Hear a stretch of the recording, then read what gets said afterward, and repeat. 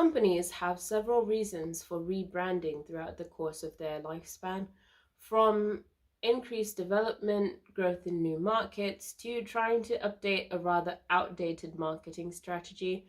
The latter is true for Victoria's Secret, a company known for its glitz and glamour starting in the early 90s, that soon became more infamous for things including but not limited to misogyny, fat phobia, association with convicted criminals, the whole shebang. It all just went a bit wrong.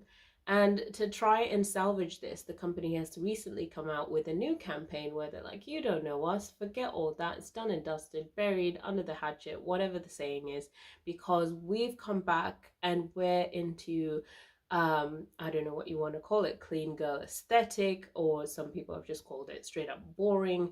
I will probably show clips of the new marketing campaign that they've recently rolled out, but if I don't, think neutral colors and now including diverse models, which they didn't do before. And people like myself are viewing that rather suspiciously, like, oh yeah, okay, this is your new bid to try and get people's money in this economy, and like, this better be good. So today I'm gonna get into that rebrand and the events that have kind of led up to it. Victoria's Secret was launched in the 1970s with its founder aiming to create a space where men could find sexy, seductive lingerie for their partners guilt-free, I suppose, but this didn't really take off well, so later on they had to rebrand it to make it so that women could feel comfortable and confident enough to go and get themselves these very sexy, these serious, fun ensembles.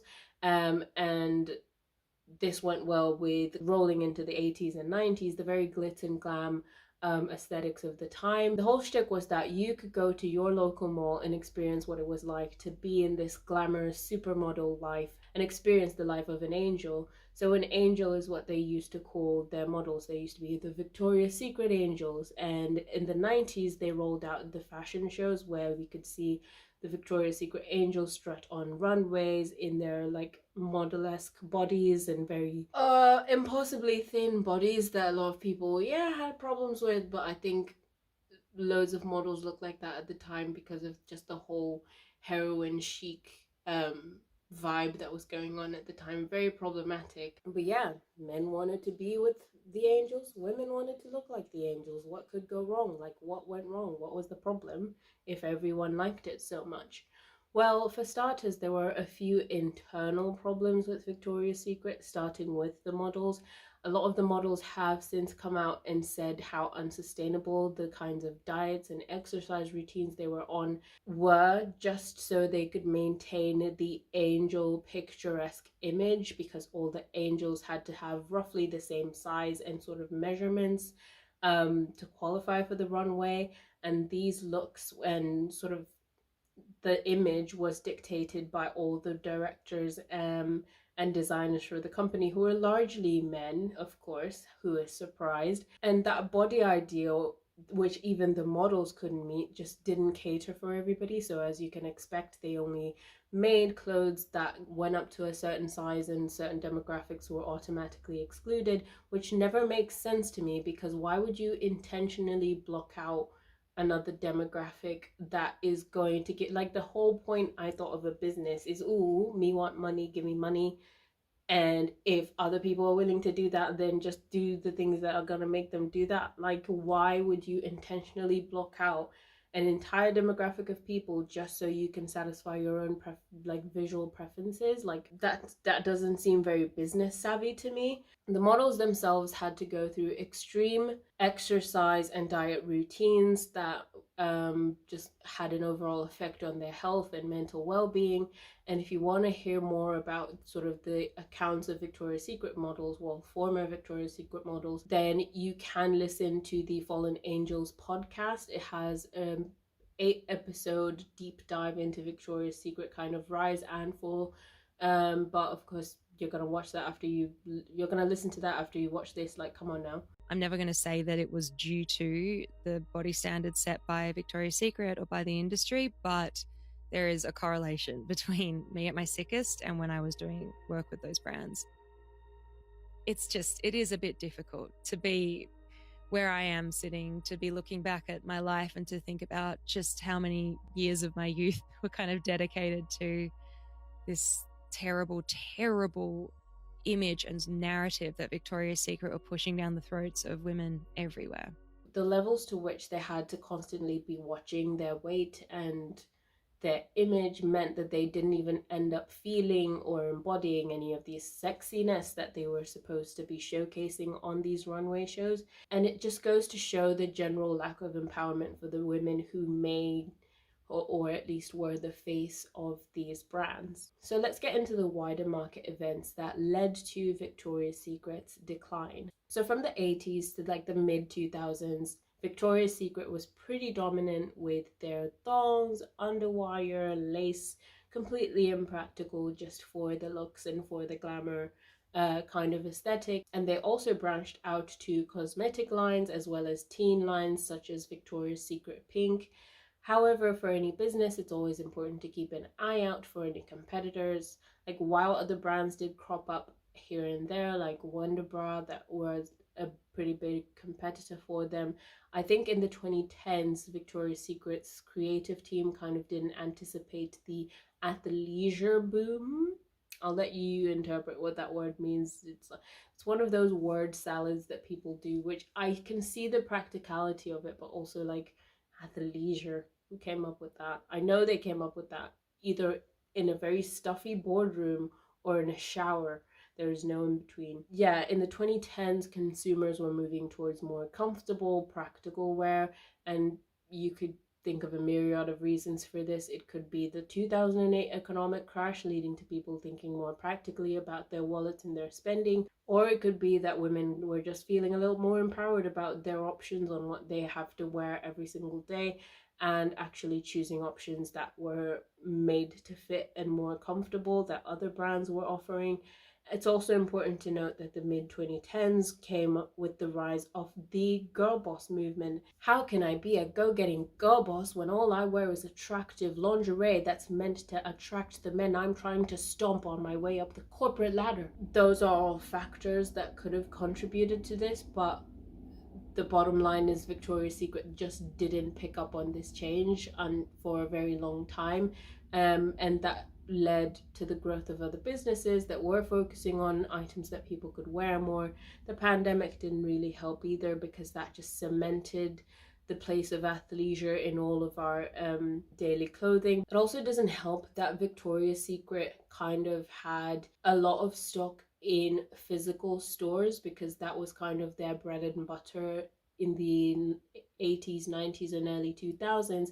But with the 2010s came the dawn, or rather the improvement of the online shopping experience, which meant more people, in the spirit of comfort, were just shopping from their homes instead. And if a bra didn't fit, they could just return it and ship it back, because shopping for intimate wear anyway is quite personal. So I think cutting the middleman and just doing it from the comfort of your home is better anyway. Like when I have been in these Victoria's Secret shops, like for example, I went into one on New Bond Street in London and I just felt instantly poor. I know the security guard saw my dusty Nikes one time and was like, yeah, she's not buying anything, and just like, but also maybe suspected me of stealing stuff. I don't know. But yeah, it's not a comfortable shopping experience to say the least, and I've definitely seen the same opinion echoed online. Like it's just very dark, and I know it's supposed to be very like super sultry, but I don't necessarily need to feel like I'm in a bedroom to shop for the bedroom, if that makes sense. Like maybe, I mean, yeah, no. They've had to close like hundreds of stores because people just don't get the same amount of footfall anymore. So now let's get into the rebrand. I'm going to read you the script of the campaign just in case, again, I'm not allowed to play it because of copyright issues. We love YouTube. It's all of our responsibility to do something, to make the world a better place. You're accepted here, and no matter what you think you're supposed to do, look like, how your body's supposed to be, or how you're supposed to talk, you're welcome here. Which is a far cry from the brand's usual, business as usual, of only accepting models of a certain size, barely accepting models of a different race, and completely excluding visibly, for example, I think one of the executive people a long time ago said they could never have a trans model, which people weren't too happy about. And then immediately a few years ago, they were like, oh yeah, no, we have a trans model now, like you can shop with us. Even after those comments were made, and I'm not sure an apology was ever issued. I think the person who said that just kind of stepped down or was replaced. So that does feel very disingenuous that now all of a sudden they're like, oh yeah, everyone's welcome. But it's not just that they've said everyone's welcome, it's that all of a sudden they've said everyone's welcome, but we've taken away all the things that have made the brand the, you know, for all its faults, still a very a big part of pop culture, with the wings, the lights, the glamour, the show. They cancelled the show in 2019. Angels aren't really a thing because, like, in the ad, they're not like, they literally show a flashback of like all the angels with wings, and they're like, no, we don't do any of that now. It's just boring here, and everyone's welcome when we just kind of sit around in beige. And people are not best pleased about that, because the whole point, the only thing people were saying was, hey, you can still all your designs and whatever people were fine with, is just, can we see them on people who don't look like they've been starved to fit, or people who have been treated well in the industry. Like, a lot of the models have alleged that they were harassed during the course of their tenure at Victoria's Secret. So it's just stuff like that, and it's just like, no one had any issues with the aesthetic. It was all the mechanics around it, but no one had any actual issue with the aesthetic of the garments on their own. But now you've completely taken that away, not just branded it, but just taken it away to the point where it's like, well, what different is this neutral bra different from me going and buying that bra from Asda's? I did legitimately see someone comparing their ad to an Asda ad, and I was like, yeah, that is a definite fall from grace. Like, it was just like nail on the coffin, like the final nail in the coffin. They're never gonna gain that kind of reputation back, because it's like they just sat down and looked at, okay, what are all the other brands doing, and where other brands are popular for, you know, making basics that people know, you know, they can go and do their annual biannual shop for basics, and know they can get them there. That's not what people went to Victoria's Secret for. It was known as a special occasion place. Like, what are they offering differently to a person who already shops at like Marks and Spencer's or Dorothy Perkins? Wait, are they still open? You know what I mean. Like, also insert American brands here, because I have no idea. Where do you guys shop for underwear? Target? Target? I don't know. It's almost like they were like, yeah, the glamour is for the hot models. Like, the rest of you normies, like, yeah, we're gonna make stuff for you now, totally, but it's gonna be like completely sparkle free. I mean, yeah. It's also worth noting that, yeah, they cancelled the shows because of those issues people were talking about, but they still had quite a big viewership. Like, yes, they dropped 1 million viewers, but 2 million people still tuned in. That's still like a lot of eyes. It's important that we talk about the missed opportunities here, right? Because Victoria's Secret did absolutely have several chances at a rebrand, starting with actual tangible apologies to all the people that have been hurt throughout the making of their brand, right? All the models and all the comments that have been made. I don't recall that. I don't recall a lot of fanfare around that, and I think that was a big mistake. But I want to talk more so missed opportunities in terms of just the general fashion landscape and how it is. You may recall that there was a big uptick in Gen Z and the Y2K aesthetic, like people wanting to emulate the fashion of the mid 2000s, which, as I've mentioned before, was part of Victoria's Secret's heyday. Like, they could have perfectly taken that as an opportunity to grow their brand and kind of rebrand and market themselves to Gen Z with new, cute underwear, overwear, bralettes, whatever, like what have you, that, you know, brought back Victoria's Secret pink, because that was a big part of the 2000s aesthetic, or brought back all their like iconic bra styles, and just, you know, gone with the marketing that goes with that kind of Y2K glam, but the kind of missing of opportunities happens because as I would imagine, a lot of the creative team are quite out of touch with what's going on the internet. And I imagine as well that micro trends do result in a lot of consumption, like a lot of purchasing. It's a big market. It's just very hard to keep track of, because basically a micro trend is when for about 5-6 months random sects of the internet are obsessing over one particular style that they only want to dress as, and then as soon as that passes they move on to something else. But I feel like that constant spewing of trends is what brands thrive on anyway to make sales, so they could have easily jumped on that. I feel like right now, with this clean palette and clean look, they're trying to jump onto the clean girl aesthetic, which frankly is very boring and feels like a rebrand of minimalism and serves nothing for the brand's like DNA. Like, yeah, part of the brand's DNA is like serving the male gaze because of the thing about like, ooh, gaze as in Gaze. I know the subtitles are like saying a different thing down there, but part of their DNA is also the glitz and glam, especially of the fashion shows, and just completely ditching that for and picking the wrong micro trend to kind of follow feels, yeah, feels like a missed opportunity, because I feel like the palette they've gone for here fits more towards the brands that are trying to kind of greenwash and look like, I don't know, like I feel like these colors in just the white background, the music in the ad, like if you've watched it, and the little speech really kind of feels like when you see an ad and it's like, yeah, for people, for the planet, for our health, for our like continued sustainability, blah blah blah. Like that's what that feels like. And that to me, like if I played that advert without the Victoria's Secret logo at the start, at the end, and their name on the ad, and said, tell me what brand that is, no one would guess Victoria's Secret.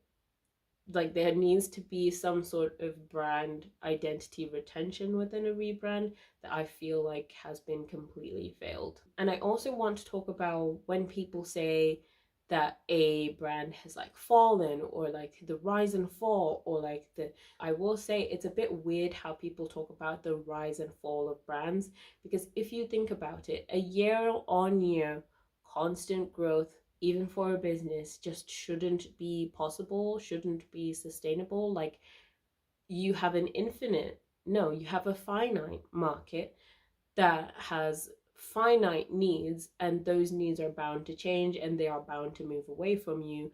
How are you meant to constantly sell and to constantly grow and to constantly increase numbers?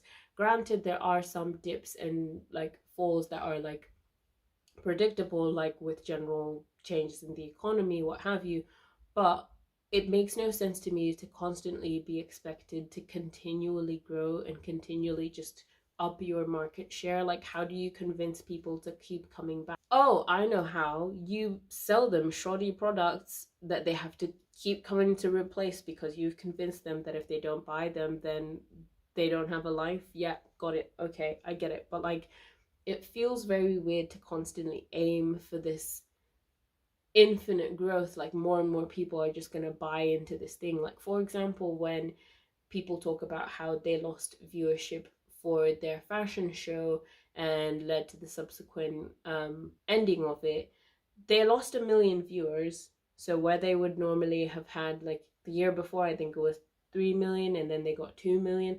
That's still 2 million eyes on their show. That's still a boatload of influence, especially considering all the dirty laundry that had been aired about the company at the time. Like you would think they would have zero people if all those people were informed, assuming all those people were informed about the, allegations by the models and just the general toxic culture around the company. That's still a lot of influence, which shows you that they do still have diehard fans who are now going to be disappointed by this rebrand because they've probably been waiting around for, their glamour empire to come back, especially considering how a lot of people are in search of media and just general things to consume to escape, like escapist content or escapist products.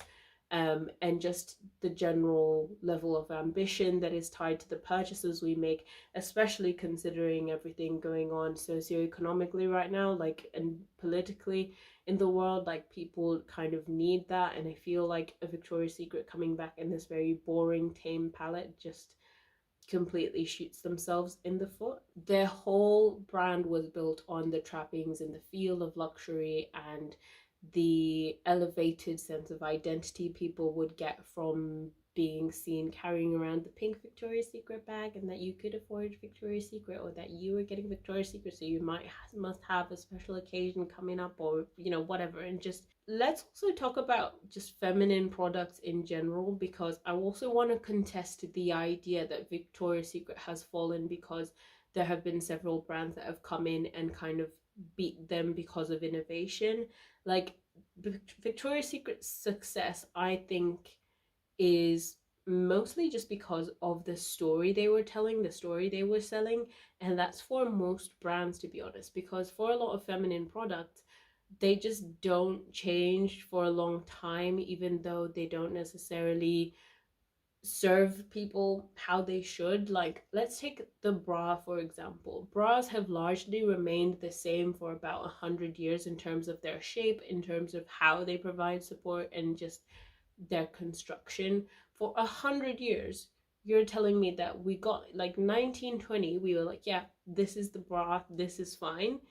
I don't think so, because loads of women still complain that their bras are uncomfortable, and 75% of women, according to, I think, a survey that I'll probably insert somewhere, 75% of women are wearing the wrong bra, like, a lot of the time. Probably right now, you're probably checking your armband as I'm speaking, because they've just never been perfected. It's like we got to a point and manufacturers were just like, well, take what you can get, and it's never actually changed. Even with innovations in, like, the shopping experience, it's not really materially, like, manifested in people actually getting products that work for them. So I don't really think that people are still paying for innovation. People just pay for the story that they're told about a product now, like, and what story that subsequently tells about you. Like, if I shop from a brand that's claimed to be sustainable, then that shows me to be a consumer who cares about the planet. And we don't actually think, well, are these products actually serving me how they should? Like, for example, do you actually feel attractive in the lingerie you just got from Victoria's Secret? Or does it make you feel a little insecure because it's not made to properly fit your body? Like, is anyone asking these questions? Are they relevant questions to be asking? I don't know. So in conclusion, I guess the reason I've made this video is just to have a look at how easy it is for brands to swoop in with a new marketing campaign and kind of make you, or at least try to make you, forget all their transgressions that haven't been really addressed, which undoubtedly, as patterns like just go on, may be repeated as well. And just how disingenuous it is for brands to come in and say that they care about certain demographics when they've kind of built their whole brand on that exclusivity, that these people aren't allowed into the club. So yeah, I just wanted to kind of like deep dive into that. Let me know your thoughts in the comments, how you feel about it, if you'd seen the ad, or if I'm just giving them more publicity with my big channel. But yeah, thank you so much if you've made it to this part of the video, and I will see you next time.